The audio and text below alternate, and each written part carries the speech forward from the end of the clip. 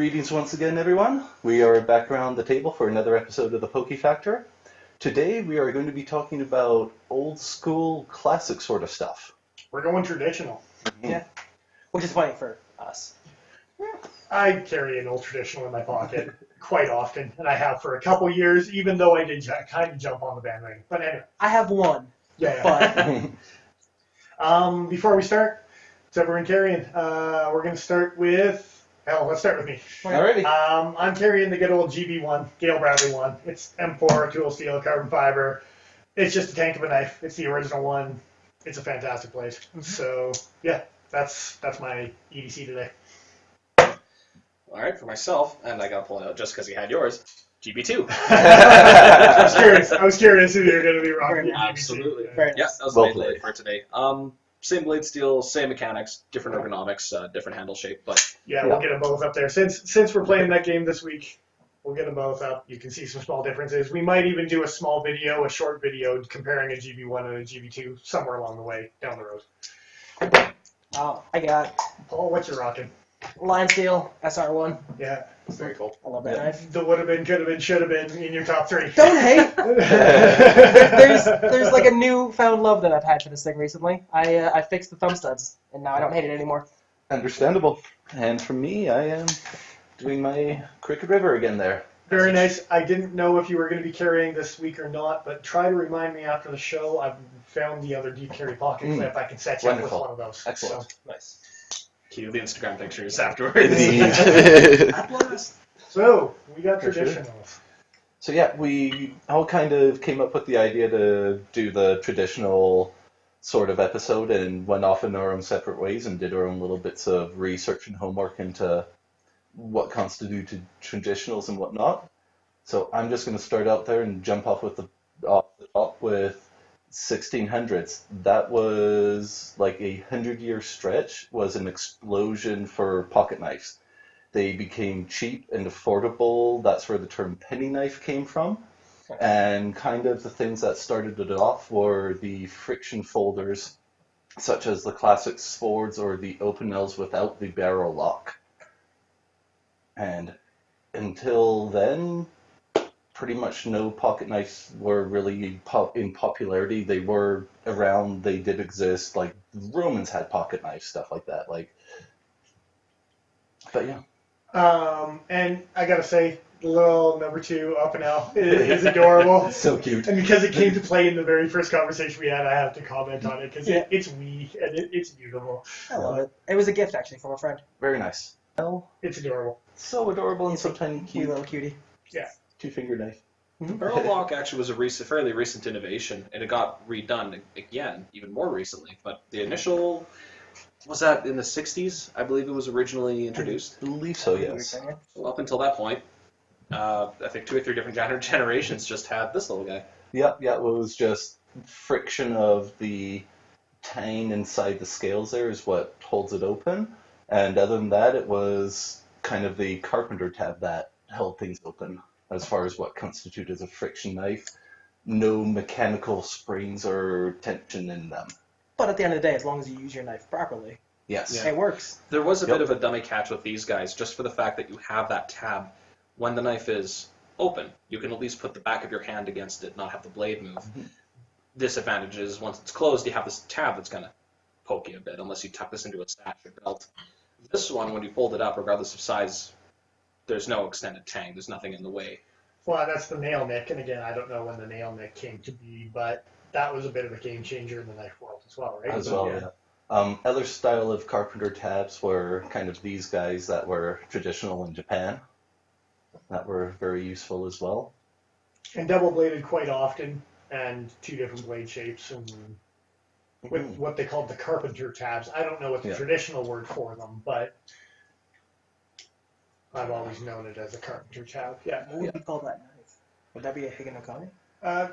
They do call it a Higo of some sort, Okay. but there's variations of Higos, and it's Higo something something. Fair enough. Yeah. Not speaking the language. Yeah. Yeah. If anyone knows, feel free to help inform us and help educate us in the masses. So, yeah. After that, I mean, spring tabs were pretty much what came into play at that point. Yes. And I think Yeah, I didn't really figure out when the leg rail sort of pick tab came into popularity or when that was invented, but around the 1660s, mid of the century, is when they started to come out with the slip joints with the spring tab at the back. I was going to say, this one actually isn't a pick lock. It is just a slip joint, but it has the decorative butterfly, bumblebee on the back. Right. Again, the Langueole knife, for those who are not familiar, famously magnetic. That's awesome. Famously magnetic. Famously distributed to Napoleon's troops during the Nice. So, I mean, yeah, it predates back to the Napoleon type of days. So that gives you the kind of time frame that we're working with here, at least when it comes to slip joints. And then, yeah, it's the modern, like, Barlow, I think, would be probably the next thing that would be modern. And yeah, actually, the kind of Barlow style as well as the brand was the invention of the slip joint with the spring tension to keep the blade open, and that was in the mid 1600s. That's it. So it's a modern knife, but it's 400 years old. 400 a bit. Well, as far as knives in general go, That's what I mean. We're not carrying daggers on our hips anymore, right? Like, So this is really like the introduction of where we are today. Is this guy right here is where we've evolved. Yeah, and it's these kinds of folders that are starting to see a little bit of resurgence in popularity, especially within the last 10, 15 years. Those bearded hipsters. It's all about now. And don't get me wrong, I jumped on that bandwagon, and I think it's cool, and I'm totally a bandwagon jumper, and I don't care. They're awesome. But I got good taste. So do I. Oh, yeah. Nothing wrong with the GC. That was a cool little store, and if you had not have been the one there and I would have been, I would have had another GC in my collection. I was very lucky to be in the right place at the right time. Yeah, for sure. Now, as far as the nail nick goes, you were chatting earlier, and I didn't catch 100% of what you said with this particular style of nail nick. I had heard that it was called a match light. Nail nick, designed specifically to like strike your matches against, to like light a cigarette or whatever. Because of the serration on it. Because of the serrations, yeah. Okay, yeah. I can kind of see that. Now, what I was actually doing some homework myself, there's different styles of what they call pulls. Yeah. So with this one here, compared to, say, the Lion Seal or the Cody or the Buck especially, because the Buck is a big dramatic, you've got short pulls, and that is actually what they call a long pull. Yeah. Now, the funny thing about that is they also call, like, the retention to open and close these knives a pull.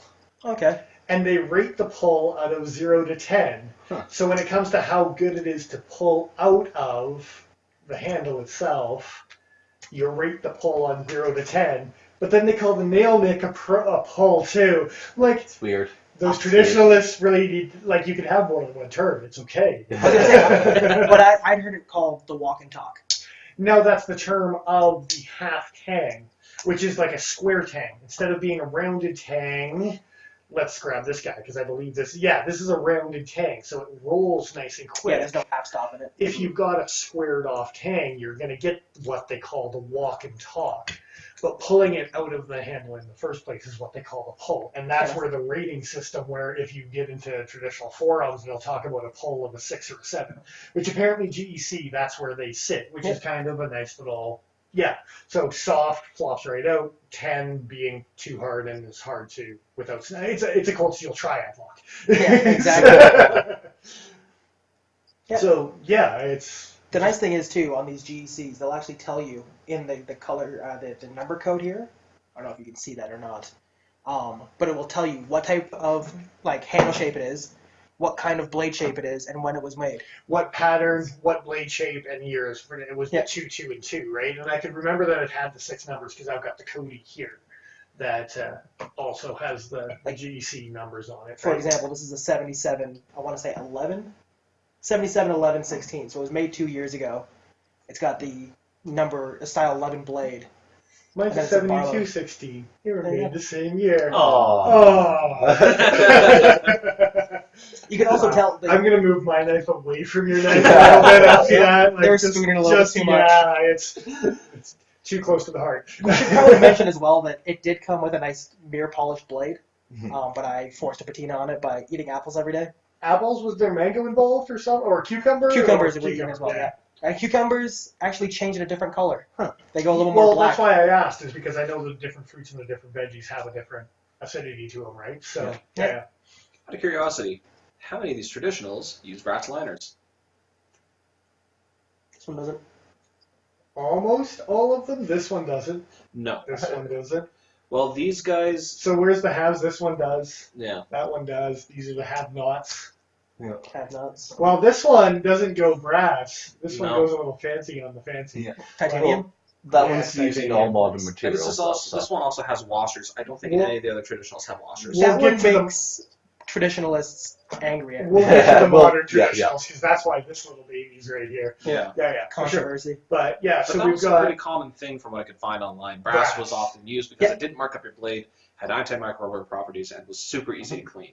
And may I say, the brass, because it wouldn't mark up your blade as much, because the nerds out there that care about the blade centering like they do, they didn't have those in the 17th century. If you could put it in your pocket and rely on it to cut things, you were a happy guy. It could scrape against the handle all day long. It was still a knife in your pocket, right? The only complaint I could see them having is if it was like scraping against the actual edge. Yeah. yeah, And like yeah. dulling the knife. Yeah. Outside of that, who cares? Yeah, like I mentioned earlier, that's where the term penny knife came from, is because they were so cheap and easily affordable that the masses could have them at that Everyone point had in one. time. And I Yeah. mean, you had magnifying glasses, but they were rough magnifying glasses, and you're hammering stuff together.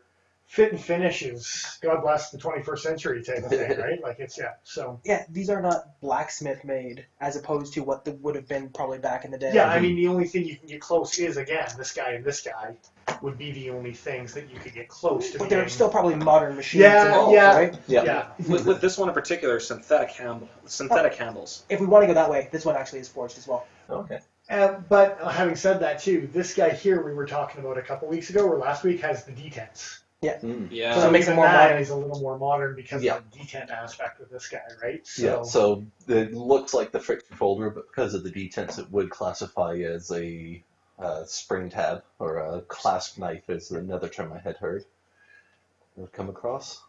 So, another terminology, just for the nerdiness of traditionals.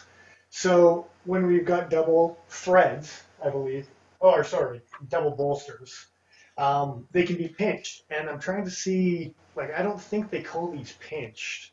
We don't have one that's actually a pinched bolster. No, They're no, all we do capped. not. Well, this is close. Yeah, that's the It's on the closest. pinched, but there was capped and there was pinched, and the pinch was a little divot, and apparently the pinch was signified something that was nicer, that was squeezed on the top to fit it all together as well.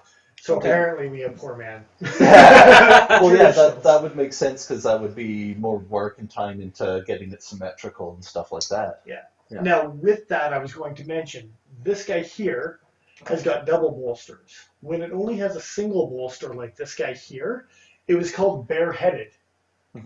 Okay. So that guy there was a bare-headed knife compared to a double bolsters. And again, just weird terminology that the traditional knife world has that all these purists will talk about. I'm learning so much today. And Yeah, me kind too. of jumping onto that, Oh yeah. what kind of makes a Barlow is the extra thick, extra wide bolster, as well as the kind of teardrop shape of the handle. Yeah, the blade shape is not. Mhm. taken into No, account. there's the spearheads like the round head here. They almost wanted to call this a Barlow. I don't know if they did. It looks like a Barlow. Yeah, It's a yeah, modern yeah. Barlow. Yeah, I would classify that as a Barlow with the size of the bolster and the teardrop They of the handle. wanted Yep. to. I don't know if they actually did or not, but yeah. They anyway. probably would have had purists screaming at them. So yeah, and then the Barlow came into play with the long cap being stronger as well. After that, you've got things like this guy. Well, it was With kind the of- little yeah. shields on them. They had the shields what I- as a What I've gleaned is essentially that as time went on, they started off with everybody had these knives, but people started modifying their own blades to get to blade shapes that they needed more often than not. So something like this, which is extremely use specific, it's a vegetable, gardening, and horticulture knife. It's a pruning blade. And the idea Awesome that blade. I think this is called a sway back, as you're supposed to hold it in reverse and actually peel towards. Yeah. And I mean, as far as carry, I mean, I think it's awesome, but no. again, we came back to like a Barlow being a handle. The swayback would be a handle, so it doesn't matter if it's a pruning Taco blade Yes. or So you could have a worn swayback. cliff Exactly. or- You could have a swayback handle. It would call the swayback, but it could use something more like a Warncliffe or a drop point. Or And this guy with the even curve to it with the double bolster would be considered a canoe knife because of the style of the handle. Okay, Potentially. this one, I don't think it's a canoe knife. Not quite but- enough curve on it, maybe. Yeah, Well, the yeah. bolsters don't come up on the sides to create that lip, and I think Okay. that Or was was might it be- curved the other way? I'm thinking. yes, it's Okay. curved the other way. Now the other thing with this style of knife is you get into the type of blades, and that's where it changes pattern as well. Yes. Yeah, Yes. trappers and 3 so- blades, 4 blades, 2 blades. So I don't know if that's a canoe or not, depending on. This is actually called a congressional, There you go. and Okay. apparently congressional has nothing to do with Congress. Apparently, what it means, it is referring to the way that all these blades nest together. There are 4 blades, 2 per side, and in this particular model, they're the same on either side. So this one has 2 pen blades and 2 sheep's foot or Warncliffe blades. Now, I actually thought that was part of what was a Congress or a congressional. Not was. necessarily the doubled up of the blades and the 2 different sizes However- of the same blades, but at least having a stubby blade, something that was considered like a quill sharpener. These 2, apparently, Makes from sense. what I've read, you need to have 2 of these blades in order for it to be considered congressional. And then the other 2 smaller pen blades. They could be whatever. Be- They could really? be 2 Yeah, spade I've blades. They seen- could be a spade blade and a pick. They could Yeah, be. I've seen a bunch of different variations that were But that makes considered sense. You're gonna be- congressionals. Now, sharpening your quill a lot. and it's funny because after this came half congressionals, which were 2-bladed, and then there were 6-bladed knives, which were also considered congressionals. Apparently, Congressional Abraham Lincoln actually had a 6-bladed congressional when he was killed in the opera. And Yeah, Yeah. and that's where some of the name came from, wasn't it? Between no, but I think it popularized the term. Okay. But before that, Congress literally just referred to the act of coming together, and just like these blades do. But and some traditionalists will say like, well, if it doesn't have that swayed back, like if it doesn't have that curve where when it rests flat, there's nothing, like there's a gap in the middle. If it doesn't have that, now it's not a Congress. So the handle shape, it seems to matter more than the individual blade shapes on these guys. So yeah, like the knives are kind of either referred to as by the handle shape or else as to the blade shape of them. Or the arrangement. Which Yeah. is, And there's a bunch of different But it's ways ways it to could be. do it, yeah. yours was made in 2016 too. Triplets. Hey, that's kind of cool. They that's might funny. be cousins. I gotta stop touching Yeah. that. Let's not cross-contaminate. I gotta look at some family tree stuff before I'm allowed to touch any of your knives anymore. We're from Canada, not Alabama. Oh, there we go. We just lost like 10% of our people. Do we have that much in Alabama? God, I was gonna say that's 3 followers. That's awesome. but yeah, you take a look at the modern tactical folder, and I mean tactical in the broad sense of the term, that it's one-handed opening and has a lock. By and large, the market looks relatively the same, and you can get outliers, but similar sorts of blade shapes, similar sorts of handles. I don't know that we have the same variety. that has a lock. Yeah. Yeah, there were so many different styles of blades back in the day. I do have a couple pictures that I am going to splice in here that kind of shows a bunch of the different variations. Like there Like was barrel locks and variations on just it. blade shapes. Oh, okay. There were some so specific that it was a lobster pick. Yes. Yeah. Like- Yeah. And like a doctor's knife. And Yeah. the Yes. 2 blades on that was a very specific Yeah, thing. And a Or- flat end for crushing pills and Well, things and, like that. and the other blade was actually usually dulled off because it would be used. Well, there would either be a bone saw or there'd be a blade that was dulled off and used to spread like Yeah. medicine or salve or ointment. Yeah. It's like Or so like specific. or the spade blade, as it is referred to, use it for spaying, Mhm. castrating the Rancher's farmhand, knives, yeah, type of stuff thing. like Yeah, that. that's- for sure. Again, people needing something very specific, modifying to make their own. Knife makers get wind of it, and you see all these crazy changes. Trapper's knives, it's got the hook. Yep. Tobacco knives, it's got the plate. Like it just went on and Yeah. on and Like on. I've as even far as the seen so variations. far as like a muskrat trapper's knife as compared to a trapper's knife. Like so many variations. I would assume different We're sizes. doing Yeah, V yeah. blades at that Yeah. point. We got Oh, the yeah. Art Deco. We got the Art Deco and a Nopinel and a double bladed muskrat skin. Oh my. For what it is, this actually does a lot of work. I've actually used this all day at Does it work, fire strike? probably. Oh, I'm sure. Probably. Is it a carbon Nopinel or a stainless? I think it's stainless. Okay, one's It is nice. I'm just curious. It'll strike my fire rod for sure. We'll find out tonight. This was Don't from, break the knife. I'll strike it closed. Yeah, This was from an era when we were less spoiled, I assume, in terms of what we were getting and what we were doing with it. Yes. They were very mass-produced, very cheaply made. Whatever materials were readily available for the handles, like bone, antler, whatever.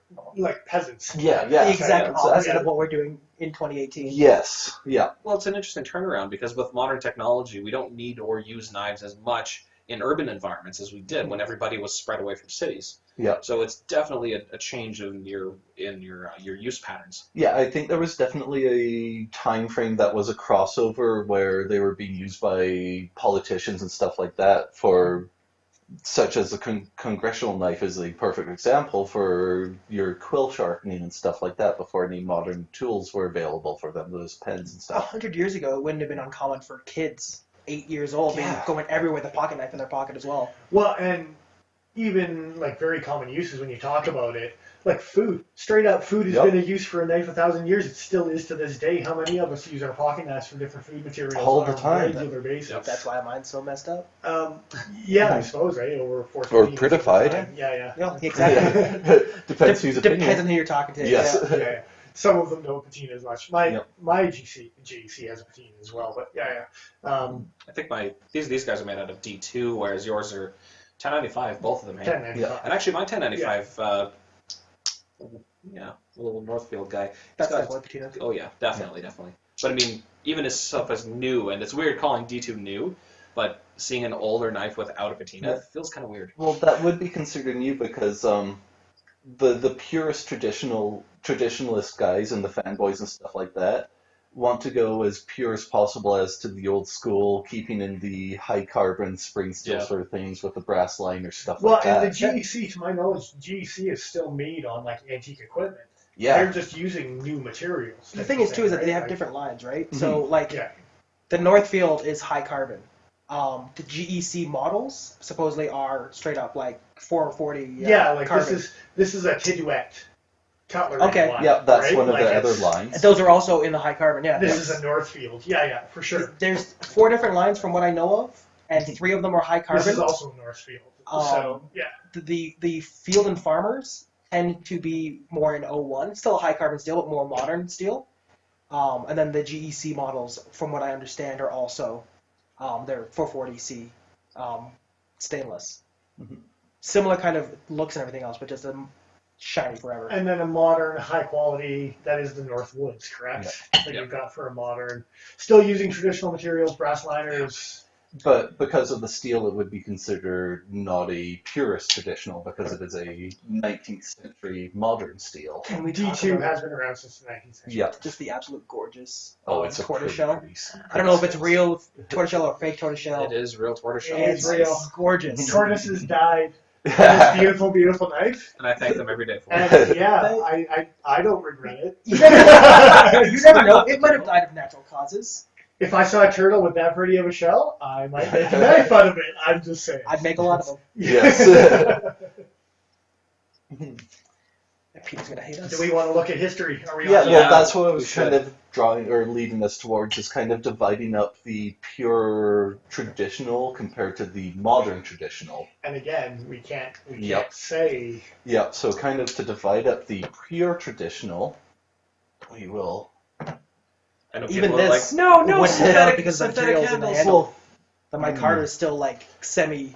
We'll put these guys in the middle then, just because of the materials of the handles. This Yeah. one is using a 440C stainless as well. It is Yep. modern steel. Yep. And that guy's a modern one as Oh, well. absolutely. Okay. Now the tabs. I could Really, they would get pierced over a leg wheel? Yes. 440C. Wow. Yeah. It's a modern 19th century steel. It's got to have That's the brute de literally- forge on it, man. That's the only If reason. it's not why. brute de forge, it's not a real leg AL. If it was a 1075, it would be the purest Man. traditional. It just doesn't feel right to not put a leg wheel into a traditional pile. Yeah. They're gorgeous knives. Yeah, so kind of why we divided these guys up this way was these ones are the pure traditionalist, the classic sort of styling ones.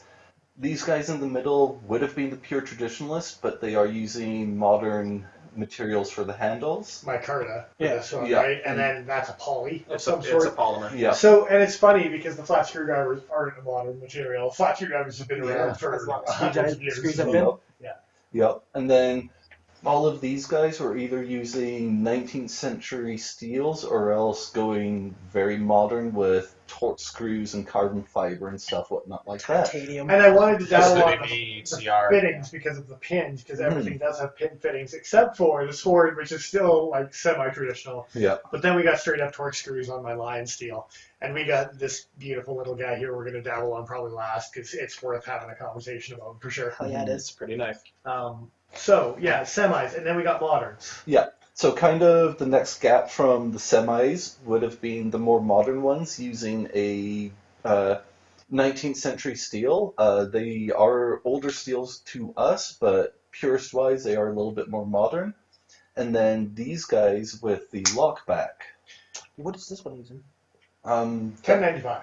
Oh, that was 1095 as well, but it is a lockback. It's on a that guy. lockback. Yes. Yeah. So being that it is a lockback, we can't go into the traditional like that. The 'Cause this angle one's that I'm D2. seeing it at, I just can't quite see that. until we get to 1964, where Hoyt Buck's son came up with the lockback, and now you can have a lock that locks conveniently into place without having to do extra manipulation of the blade. You don't have or to the cut your handle fingers or- like I did as a kid. Yep. Yeah, for sure. And from there, this changed the modern knife world. Everything Mhm. after this knife and everything that it produced is now officially considered a modern knife, right? So we had this guy here, which is also going to slip into the modern knife category, being that it is a lockback. Yep. It would have been, if that had been a slip, that's a pattern 72, which is a Cody Okay. to it with the Indian rosewood and the one cap bolster. I'm glad you can pronounce that because I can't pronounce that. Tiduet? Yeah, Tiduet. Yeah. Chidut? I'm butchering it, sure, but The interesting thing about those two, when you compare them to the Northfield, they're very similar. They use more traditional handle materials, and they're a satin blade instead of a high polish. okay. And the hot one on the market right now is the 74. If you look at the social media right now, on the Facebook and the Instagram, the model 74 has exploded on the scene, and it's just a big brother of the 72, right? So, and then actually it wasn't taken by Kershaw, but we do have a Kershaw here with what they call a mid-lock back. No, a mid-lock back was good old Spyderco.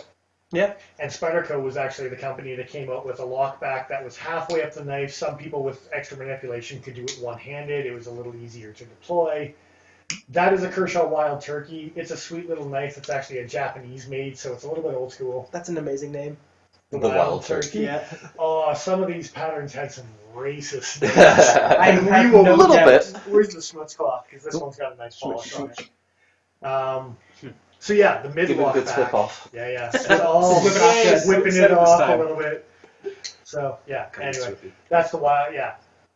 Bit of a collector's knife. They were Chinese made and then they were discontinued. But if you got one of the old Japanese made, it's amazing on how much this thing is appreciated in value for. Yeah. VG1? Wow, you give Kershaw way too much credit for the 90s saying VG1. He's got too I just much saw hope. Japan. How about Oz 6? We got some Oz Okay. 6 going on in that little blade. So you breathe on it and it's sharp again? Yeah, wow, yeah, and you breathe on it again and it's dull. Yeah. Yeah. Don't breathe too heavy. Mhm. Comparatively speaking to something like 1075, though, for the same size of blade. You know, for edge maintenance, and that's what we learned from the budget episode last week, is the 1227s and the chromoly, especially when I've got the Spyderco stones, man, they resharpen so quick. I get so nerdy on my exclusive steels and my high-end steels that you forget how easy it is. I can take this thing from dull to shaving sharp again with a strop. It's an Nice. oh my goodness thing. Yeah. For sure. So last but not least, we got to go into some modern Yeah. slip joints because I think this, like, with the styling of it, has to be considered a modern. We're kind It's of weird that Art Deco is modern. Sorry. Well, we're kind Yeah. of going into what makes the purists angry. Yeah. So it's got a Well- long pull, but what's the pull Yes. out of 0 to 10? Because we're going to double pull it. And It's a pretty tough pull, but I don't know where anything else falls on the rating, so I don't have Okay, the on context. your loosest to heaviest on what we got sitting on the table. Loosest to heaviest. Okay. Pull, I'm talking. Yeah. Now we got to play with some pulls. Yeah. Okay. I think that one's the strongest one. Oh, that's got some. Oh, the leg. Those Frenchmen knew what they were doing. Oh, yeah, No, that's easy to pull. GC's got Yeah, more pull yeah. than Like that one's just scrambled. Oh, yeah. Yep. Yeah, The that's GC's good. nice, man. Joe didn't even get in on this game. No, I. The up and out. The up and out. Let's see if I can have any shake the up and The blade's not heavy enough. It is Canadian legal, sir. Yeah, let's not play that game on camera. They're slip joints. Non-lock. Well, Yeah. as long as It's a they're little not soft. walking. That's not too bad. No, but it's got a good walk and talk. Oh, yeah. Because we were Yeah. talking Most about definitely. walk and talk. Oh. And So, compared to this guy, I would rate this one a 7. okay. Okay. After doing Yeah. that, What would you rate this? Like a 9? That one being the strongest one, I'm giving that one the 10. Okay. That's what I'm Okay, rating so down. funny thing is they rate GCs at a 6 or a 7 pull when I was Okay. looking on the forums. So I would rate that Yeah, at like we a 4 then. Yeah, I was gonna say a 3 or a 4. Why is No. this so much harder to open than this guy? Big blade. You've got more But, pinch on yeah, the blade but and not the even neck. if I'm just grabbing the neck, Just different tension in it.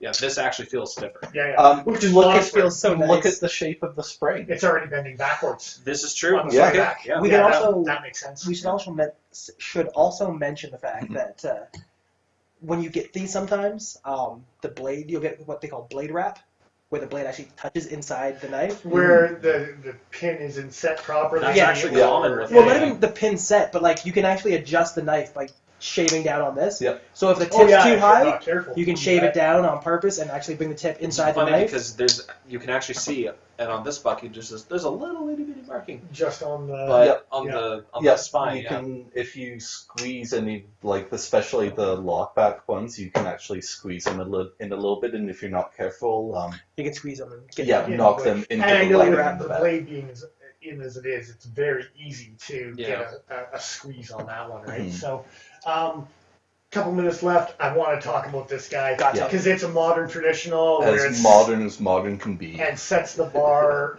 high. Purists like this knife, even though it's like a guilty pleasure, and they won't tell you in the forums, but secretly at home in their beds when they're falling asleep, they're counting My buddy round Bob heads for hates sure. that knife. Hates that? it for everything it stands for. It's a beautiful. Let's It is do a gorgeous. comparison between probably the next closest thing we have. Let's clear Yeah. off some clutter here. Let's go back to its homes, wherever the homes are. I'm just putting stuff in front of me because All right. it's You don't have any homes. We need Yeah. this one out. yeah. No, I'm throwing that one away because this is where. No, all right. We're comparing. So we've got a pure traditional sort of style of a Barlow knife, and then we've got the modern sort of style of one. The only reason we put this in the semi is because of the micarta. You could put a wood or an Yeah, antler, yeah. which they Exactly. come in, and it would be as pretty much as pure as it can be, other than a brass liner if you really wanted to go. Mhm. Anyway, okay. Resin's modern, right? So Yeah. Yeah. Um, But yeah, despite the blade shapes on them, I would classify both of these guys as a Barlow knife just because of the size of the bolster and the teardrop shape of the handle. 100%. very much so. Yeah, yeah. And like I was saying, when it comes down to the blade shape, they're almost the same thing. You could almost argue that over time, a blade shape like this, with modification, like Joe was saying before, could become something like this. The edge is almost the same. The point is almost in the exact same space. So it's just a matter of modifying this to. You're going to get a better piercing tip with a clip point than you are with a round Of head, course. but this round head is going to be a little more durable because of the meat behind the edge. But type of thing, and that's right? what I'm saying about like taking a knife and modifying it to your task. If you Yeah. need more piercing, Oh, you grind it you yourself clip this and- point bad boy right there, and all of a sudden you've got yourself a clip point Mhm. Barlow. There's Exactly. not much difference for sure. And then that's kind of where the similarities stop because we got torque screws, and the purists hate the torque screws, but that whole thing was CNC. Let's be honest. CNC. Not even just torque screws, but generally what I've seen purists hate screws as compared to something with a pinned construction. Yeah. Yeah.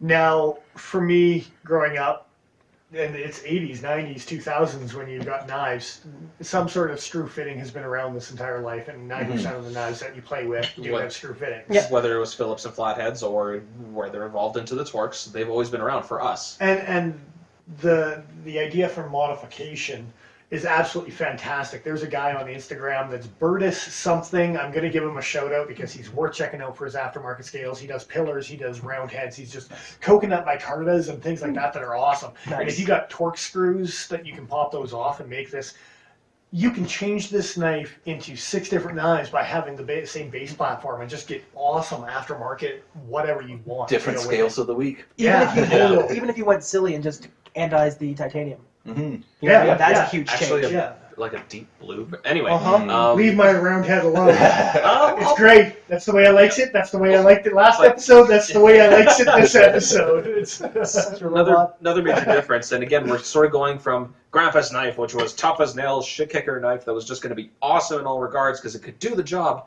We're going into rounded spines, rounded backspacers, like these nice rounded little touches. liners to go with the rounded backspacers. Just these nice little touches that you wouldn't see 150 years ago. Not because they weren't possible, but because nobody wanted to pay the money that was necessary to get it. CNC antique machines. Yeah. That probably has a lot to play with it. Yeah, for sure. Of course, But advancement of human technology, that's a given. we were talking about manufacturing quality award.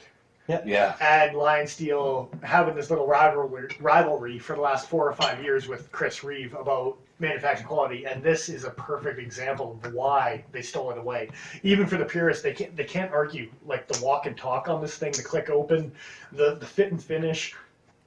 Some people complain about it being thick behind the edge, and I've reprofiled it a little bit because, again, I don't mess around with my edges.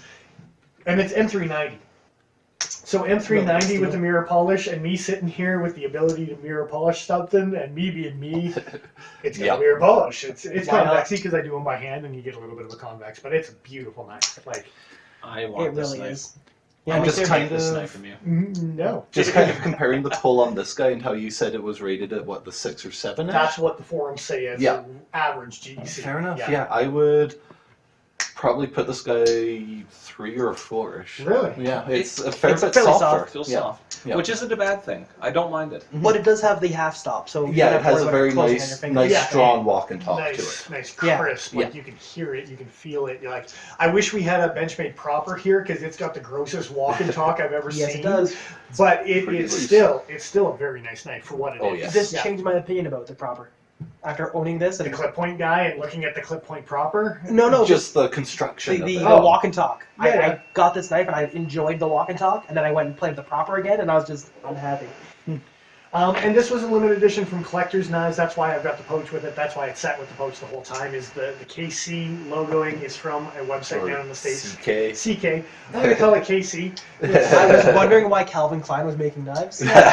Or knife sheaths. Well, I mean, anyway, we're not going to go there. But yeah, that's why it came with this, and that's why I've been showing it off, is you could only get it through them. They came out with a new one with the clip point that looked just like this called the Shuffler. And again, it's only through CK Knives. I am interested in the shuffler. I looked at the Shuffler, and I liked the original one, regardless of what people said about the flaws, because people talk about, just so much lighter.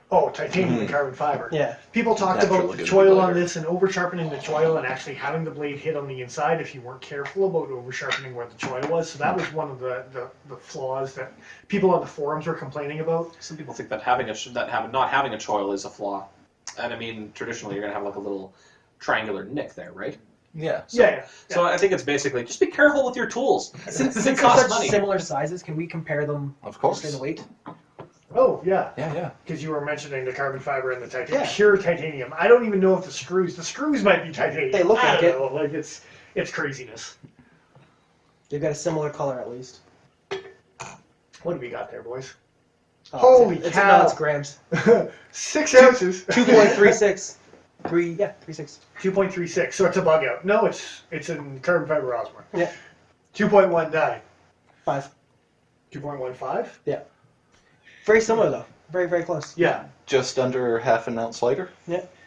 So double-bladed Northwoods, just because we're going to get in there at the Congress. 3.7. So that's a Sliz Bowie. A half an ounce lighter than a Sliz Bowie. Do we want to weigh them with the sheath because this thing's heavy? No. Well, you've got the pen in there as well, so Yeah. And you then have to do let's it. go Sword Peasant Knife. I know it's poly, so it'll probably be super light. One That's a and a half. bug out. Jeez. There we go. Yep. We got a bug out and a half, or 2 bug outs. Yeah. We're not using bug outs as units of measurement. They did on beer blades on the other. Did they? Yeah. Oh my god. They were weighing how many bug outs something weighed. We just need a banana for scale. I'm going to say something that's just going to instigate a riot in the comments, but of all the knives here, I got to say this one's probably the most tactical because you can get it open quickly and hold that I edge. gotta go buck 110, Yeah, fair brother. enough with the I lock. gotta I'll go give you that. locks. I'll give you Because that. of locks. Spidey drop it and it locks. I'll give you that. Yep. Yeah, I gotta go buck 110 for tactical. Take that off the table. The gang, what do you call them? Back 50s greaser boys. The James Dean boys, I'll give you that. they loved their buck 110. Yep. Evidently, bikers back in the day like that thing. You a lot. bet Yep, they yep. did, yeah. And there was that cross draw thing. Anyway, yeah, we should round this bad boy up here, getting towards the end. So yeah, that was kind of our dabble into the world of traditional knives. I'm sure there will be people out there that will have comments and corrections for anything that we have said throughout this video, because none of us are overly traditionalists. We do enjoy them. We do like their styling and their aesthetics of them for sure. We normally get into fixed blades if we're going traditional. Yeah, Yeah. usually. I'm this kind of traditionalist. that's the kind of traditionalist I am. Yeah. No, Everything's that's the kind gray, of but it's traditional modern. you are. Yeah. Modern and gray. And great, yeah. Yeah. Or Anyway, blue. yeah. So yeah. I think that pretty much sums it up Mhm. here, guys. It's a slightly shorter video this week. We're going to give you a couple quick back-to-back ones. So, yeah, until next week, let's sign off here. Yeah. I hope everyone enjoyed the video. This is Nigel the Smith signing off. I am who I am. I'm Dennis Vipers. The Iron Joe. And XL.ca. All right. Have a good week, everyone. Take care. See ya. Thanks, guys.